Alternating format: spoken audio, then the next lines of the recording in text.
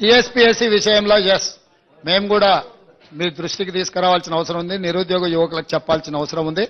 పరీక్షలు నిర్వహించడం కానీ, పరీక్షా ఫలితాలను ప్రకటించడం కానీ, ఉద్యోగ నియామక పత్రాలు ఇవ్వాలంటే తెలంగాణ పబ్లిక్ సర్వీస్ కమిషన్ కు చైర్మన్ ఉండాలి. చైర్మన్ లేకుండా ఈ ప్రక్రియ ఏది జరగదు. ఇది న్యాయపరంగా చెల్లదు. అక్కడ ఉన్న చట్టం కూడా అనుమతించదు.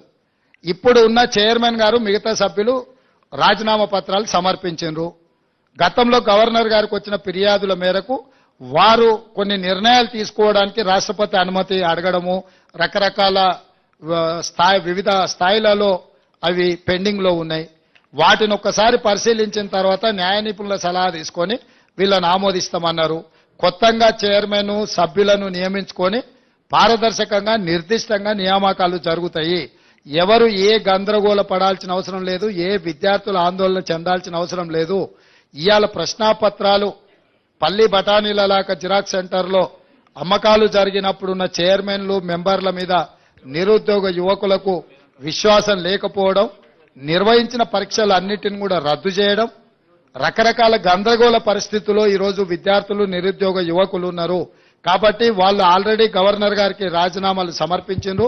నాకు తెలిసి నెక్స్ట్ 4-5 రోజుల్లో గవర్నర్ గారు వీటి విషయంలో నిర్ణయం తీసుకోబోతున్నారు. వారు నిర్ణయం తీసుకున్న ఎంబడే వేగంగా కొత్త బోర్డును నియామకాలు చేపడతాము. చేపట్టిన ఎంబడే పోటీ పరీక్షలు నిర్వహిస్తాము. పోటీ పరీక్షల ఫలితాలను ప్రకటించి పారదర్శకంగా సంవత్సరం తిరిగే లోపల డిసెంబర్ 9, 2024 లోపల క్యాలెండర్ డేట్ మేము రిలీజ్ చేసినాము. ఖచ్చితంగా సంవత్సరం తిరిగే లోపల 2 లక్షల ప్రభుత్వ ఉద్యోగ ఖాళీలను భర్తీ చేస్తాము. పారదర్శకంగా చేయడానికి అవసరమైన నిర్ణయాలు, సాంకేతికపరమైన న్యాయపరమైన అంశాలను పూర్తిగా విశ్లేషించుకొని ముందుకెళ్తుంది ప్రభుత్వం. ప్రజావానికి వచ్చే సమస్యల యొక్క పరిష్కారానికి తీసుకోవాల్సిన చర్యల కోసం ప్రత్యేకమైన అధికారులను ఒక ఐఏఎస్ ఆఫీసర్ను పెట్టినాం. వారి కింద సిబ్బందిని కూడా నియమించినము. ఇవి ఇక్కడ ప్రజావాణి దగ్గర దరఖాస్తు తీసుకోగానే ఇక్కడ పరిష్కారం జరగదు.